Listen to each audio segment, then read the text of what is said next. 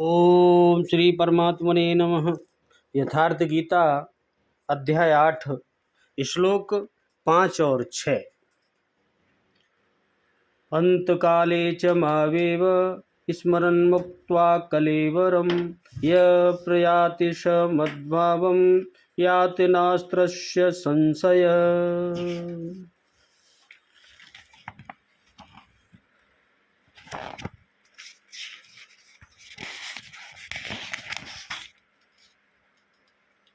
यं यं वापि स्मरं भावं त्यजन्यत्ते कलेवरं तं तमेवेति कौन्तेय सदा तद्भाव भावित।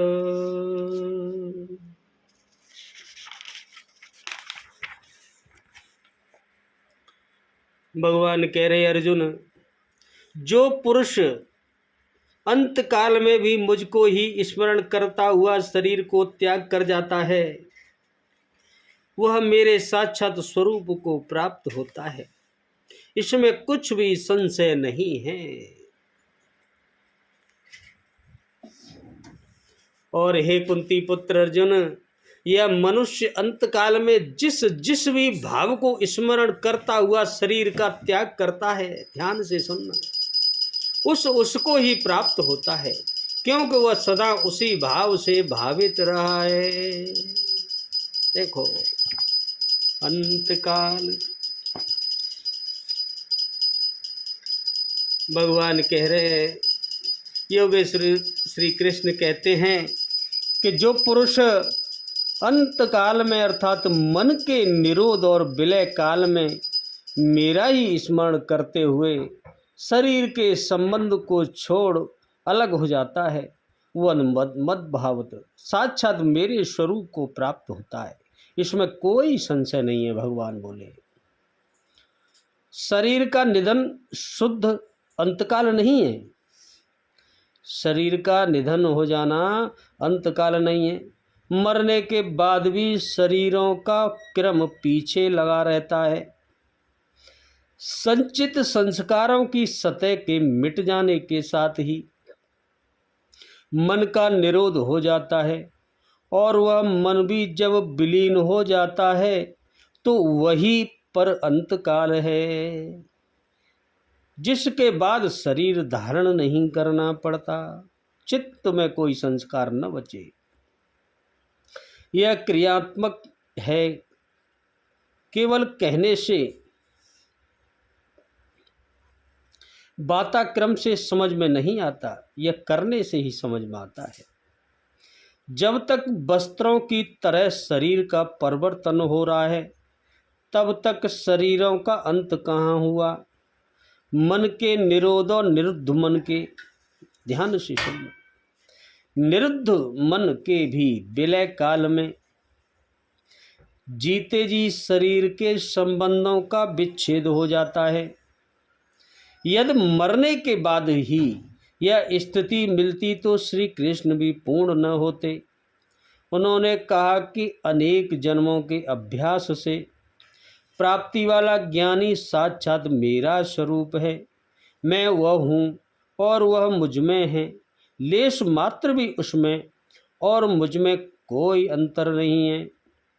यह जीते जी प्राप्ति है, जब फिर कभी शरीर न मिले, वही शरीरों का अंत है।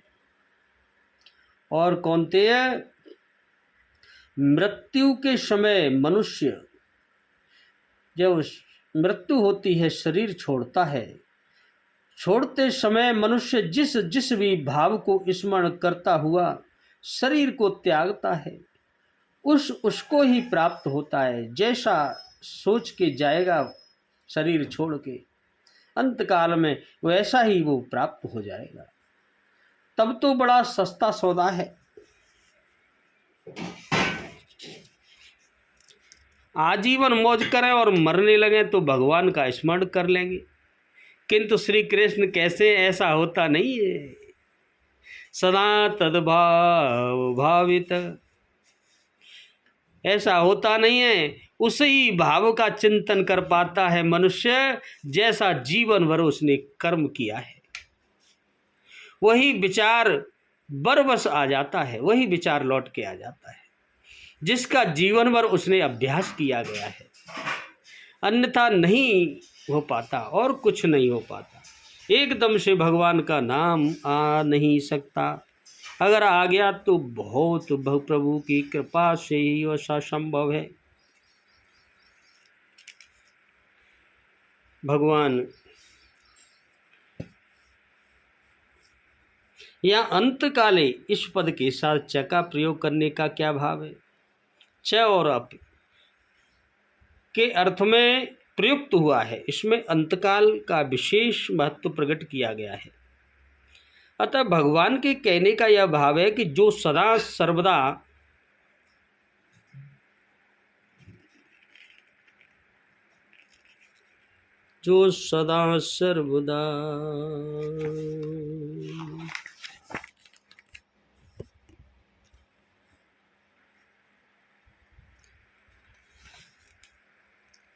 जैसे शबरी ने भगवान को अंतकाल में देखा, अर्जुन ने प्रभु को,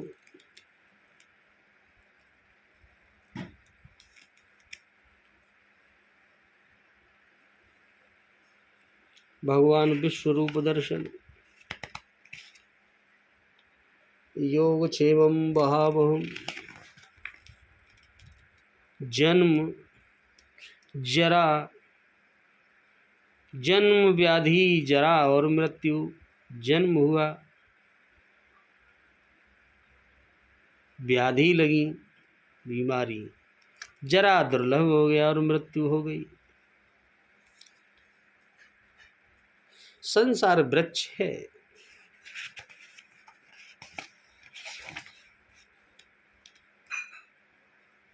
अनन्य शरणागति, मेरा अनन्य चिंतन करते हैं उनको, उनकी तो बात ही क्या है, जो इस मनुष्य जन्म के अंतिम क्षण तक भी मेरा चिंतन करते हुए शरीर त्याग कर जाते हैं, उनको भी मेरी प्राप्ति हो जाती है। भगवान बोले, माम पद किसका वाचक? जिस समग्र रूप के वर्णन की भगवान ने 7वें अध्याय के प्रथम श्लोक में प्रतिज्ञा की थी, जिसका वर्णन 7वें अध्याय के 30वें श्लोक में किया, माम पद वहाँ उसी समग्र का वाचक है। समग्र में भगवान के सभी स्वरूप आ जाते हैं, इसलिए यदि कोई किसी एक विश्व रूप विशेष का भगवत बुद्धि से स्मरण करता है तो वह भी भगवान को ही स्मरण करता है, तथा भगवान के भिन्न भिन्न अवतारों में संबंध रखने वाले नाम, गुण, प्रभाव और लीला चरित्र आदि भी भगवान की स्मृति में हेतु हैं। अतः इनको याद करने से साथ साथ भगवान की स्मृति भी अपने आप हो जाती है। अतः नाम, गुण, प्रभाव और लीला चरित्र आदि का स्मरण करना भी भगवान का ही स्मरण करना है। यहाँ माम पद स्मरणम के बीच में एक पद देकर भगवान यह बतलाते हैं कि वह माता पिता भाई बंधु स्त्री पुत्र धन ऐश्वर्य मान प्रतिष्ठा स्वर्ग आदि किसी का भी स्मरण न करके केवल मेरा ही स्मरण करता है। स्मरण चित्त से होता है और एव पद दूसरे चिंतन का सर्वथा अभाव दिखलाकर यह सूचित करता है कि उसका चित्त केवल एकमात्र भगवान में ही लगा रहे। यहाँ भगवत की प्राप्ति का अभिप्राय है। सायुज्य आदि मुक्तियों में से किसकी मुक्ति को प्राप्त हो जाना ही निर्गुण ब्रह्म को प्राप्त होना है। यह बात साधन की इच्छा पर निर्भर है।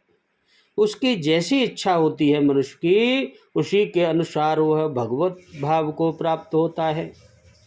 प्रश्न की सभी बातें भगवत भाव के अंतर्गत हैं, इसमें कुछ भी संशय नहीं है।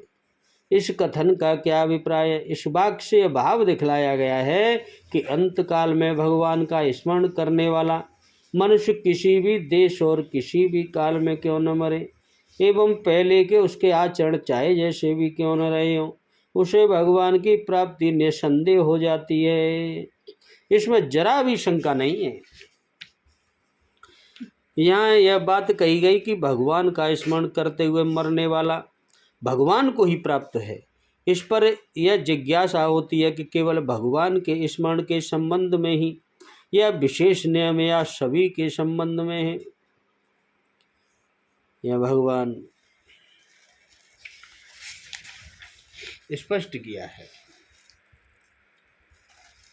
या भाव शब्द किसका वाचक और स्मरण करना क्या है? जैसे ईश्वर, देवता, मनुष्य, पशु, पक्षी, कीट, पतंग, वृक्ष, मकान, जमीन आदि जितने भी चेतन और जड़ पदार्थ हैं, उन सब का नाम भाव है। अंतकाल में किसी भी पदार्थ का चिंतन करना, उसे स्मरण करना है। अंतकाल किस समय का वाचक है? जिस अंतिम क्षण में इस स्थूल देह से प्राण, इंद्रिय, मन और बुद्धि सहित जीवात्मा का वियोग होता है। जब प्राण निकलते हैं तो उसके साथ व्यक्ति की शरीर रह जाता है, और बाकी कौन कौन निकल के साथ जाता है? उसकी इंद्रियां जाती हैं, उसका मन जाता है, और उसकी बुद्धि सहित जीवात्मा चली जाती है। उस क्षण को अंतकाल कहते हैं। 13वें अध्याय के 21वें श्लोक में तथा 14वें अध्याय के 14वें, 15वें और 18वें श्लोक भगवान ने सत्व, रज और तम इन तीनों गुणों की अच्छी बुरी योनियों की प्राप्ति में हेतु बतलाया। इन तीनों गुणों में से जैसा उसका भाव होता है, स्वभाव होता है, सत्व गुण का या रज गुण का या तमो गुण का, ऐसे ही उसके भाव के अनुसार उसका जन्म होता है। अगला, और यहाँ अंतकाल के स्मरण को कारण माना गया है। यह क्या बात है? मनुष्य तो कुछ भी कर्म करता है, वह संस्कार रूप से उसके अंतःकरण में अंकित हो जाता है। जो भी मनुष्य करता है उसके अंदर वो लिख जाता है। इस प्रकार के असंख्य कर्म संस्कार अंतःकरण में भरे पड़े रहते हैं। जाने कोटि कोटि जन्म हुए हैं, और उनमें जो जो कर्म किए हैं वो अंतःकरण में भरे पड़े हैं, और अंतकाल में वो सब ध्यान आने लगते हैं। इसलिए इन संस्कारों के अनुसार ही जिस समय जैसा सहकारी निमित्त मिल जाता है, वैसी ही वृत्ति और स्मृति हो जाती है। जब सात्विक कर्मों की अधिकता से सात्विक संस्कार बढ़ जाते हैं, उस समय मनुष्य सद्गुण प्रधान हो जाता है, अच्छे गुण आ जाते हैं, और उसी के अनुसार स्मृति भी उसकी सात्विक होती है। इसी प्रकार राजस और तामस कर्मों की अधिकता से राजस तामस संस्कारों के बढ़ने पर वह रजोगुण और तमोगुण प्रधान व्यक्ति हो जाता है, उसके अनुसार स्मृति हो जाती है। इस तरह कर्म, गुण और स्मृति तीनों की एकता होने के कारण उसके कर्म और गुण और स्मृति सोच एकता होने के कारण इनमें से किसी को भी भावी योनि की प्राप्ति में हेतु बतलाया जाए तो कोई दोष नहीं है, क्योंकि वस्तुतः बात एक ही है। जैसी उसकी सोच होगी ऐसा ही अगले जन्म में चला जाएगा। अंत समय में देव, मनुष्य, पशु, पक्षी आदि सजीव पदार्थों का स्मरण करते हुए मरने वाला उन्होंने योनियों को प्राप्त हो जाता है। तुम पशु पक्षी की याद करके मरोगे तो पशु पक्षी बनोगे, मनुष्य की करोगे तो मनुष्य, और देवताओं की करोगे तो देवलोग। साफ साफ कही भगवान ने। यह बात तो ठीक है, किंतु जो मनुष्य जमीन, मकान आदि निर्जीव जड़ों पदार्थों का चिंतन करता हुआ मरता है कि जी मेरा मकान रह गया, वह उनको कैसे प्राप्त होता है? अब सुनना ध्यान से। जमीन, मकान आदि का चिंतन करने मरने वाले को अपने गुण और कर्म अनुसार अच्छी बुरी योनि मिलती है, और उस योनि में वह अंत समय की वासना के अनुसार जमीन, मकान आदि जड़ पदार्थों को प्राप्त होता है। अभिप्राय यह है कि वह जिस योनि में जन्मेगा उसी योनि में उन्हें स्मरण किए हुए जमीन, मकान आदि में से उसका संबंध हो जाएगा। वहीं पशु बन के वहीं रहेगा भाई जमीन पर, फिर अगर वह गुण सही नहीं होंगे तो। जैसे मकान का मालिक मकान को अपना समझता है, वैसे ही उसमें घोंसला बनाकर रहने वाले पक्षी और बिल बनाकर रहने वाले चूहे और चींटी आदि जीव भी उसे अपना ही समझते हैं। अतः यह समझना चाहिए कि प्रत्येक योनि में प्रत्येक जड़ वस्तु की प्राप्ति प्रकारांतर से होती है, स्वभाव से होती है। सदा तद्भाव विभावित से क्या भाव है? मनुष्य अंतकाल में जिस भाव का स्मरण करता हुआ शरीर त्याग करता है वह उसी भाव को प्राप्त होता है। यह एक सिद्धांत ठीक है, परंतु अंतकाल में किस भाव का स्मरण क्यों होता है, ऐसा भाव आता क्यों है, वह बतलाने के लिए ही भगवान सदा तद्भाव विभावित कहते हैं। अर्थात अंतकाल में प्राय उसी भाव का स्मरण होता है जिस भाव से चित्त सदा भावित होता है। जिसके चित्त में सदा वही चलता रहता है, अंतकाल में वही आता है। इसलिए भजन ध्यान करना चाहिए। अंतकाल में ध्यान और भजन पे ही जाएगा तो आपका उद्धार हो जाएगा। जैसे वैद्य लोग किसी औषधि में बार बार किसी रस की भावना दे देकर उसको उस रस से भावित कर देते हैं, वैसे ही पूर्व संस्कार और संग कैसा है आपका और वातावरण कैसा है, उसी की आसक्ति और कामना, भय और अध्ययन आदि के प्रभाव से मनुष्य जिस भाव का बार बार चिंतन करता है वह उसी से भावित हो जाता है। तुम बाहर जाओगे तो इन्हीं की बतराओगे बार बार। इसलिए काम तुम बैठो और भजन करो।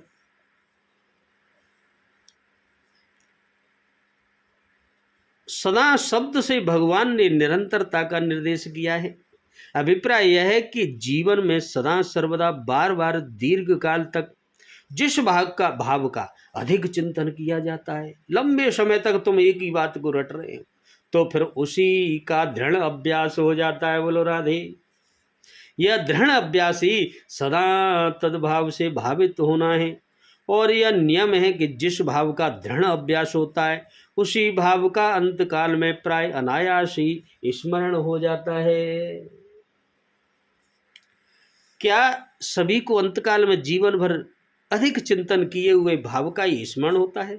हाँ, अधिकांशों को तो ऐसा ही होता है, परंतु कहीं कहीं जड़ भरत के चित्त में हिरण के बच्चे की भावना की भांति मृत्यु समय के समीपवर्ती काल में किया हुआ अल्पकाल का चिंतन भी पुराने अभ्यास को दबाकर दृढ़ रूपता से प्रकट हो जाता है और उसी का स्मरण करा देता है। तद्भाव भावित पद का अन्वय दूसरी प्रकार करके यह अर्थ मान लिया जाए कि मनुष्य अंतकाल में जिस भी भाव का स्मरण करता हुआ शरीर को छोड़कर जाता है, निरंतर उस भाव से भावित होते होते उसको ही प्राप्त हो जाता है। तो क्या हानि है? इसमें कोई हानि तो नहीं, कोई बात ही नहीं। इससे तो यह बात भी स्पष्ट हो जाती है कि मनुष्य मरने के साथ तुरंत ही अंतकाल में स्मरण किए हुए भाव को पूर्णता प्राप्त नहीं होता। मरने के बाद सूक्ष्म रूप से अंतःकरण में अंकित हुए उस भाव से भावित होता होता निश्चित समय पर ही उस भाव को पूर्णता प्राप्त होता है। किसी मनुष्य का छाया चित्र फोटो लेते समय जिस क्षण फोटो चित्र खींचा जाता है उस क्षण में वह मनुष्य जिस प्रकार से स्थित होता है उसका वैसा ही चित्र उतर आता है। उसी प्रकार अंतकाल में मनुष्य जैसा चिंतन करता है वैसे ही रूप का फोटो उसके अंतःकरण में अंकित हो जाता है।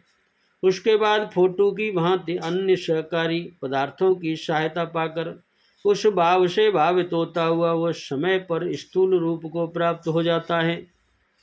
यह अंतःकरण ही कैमरे का प्लेट है, उसमें होने वाले स्मरण ही प्रतिबिंब है और अन्य सूक्ष्म शरीर की प्राप्ति ही चित्र खींचना है। अतएव जैसे चित्र लेने वाला सबको सावधान करता है और उसी बात न मानकर इधर उधर हिलने डुलने वाले का चित्र बिगड़ जाता है फोटो, वैसे ही संपूर्ण प्राणियों का चित्र उतारने वाले भगवान मनुष्य को सावधान करते हैं। तुम्हारा फोटो उतरने का समय अत्यंत समीप आ गया, पता नहीं वो अंतिम क्षण कब आ जाए, इसलिए तुम सावधान हो जाओ प्रियो, नहीं तो चित्र बिगड़ जाएगा। यहाँ निरंतर परमात्मा के स्वरूप का चिंतन करना ही सावधान होना है। और परमात्मा को छोड़कर अन्य किसी का चिंतन करना ही अपने चित्र को बिगाड़ लेना है।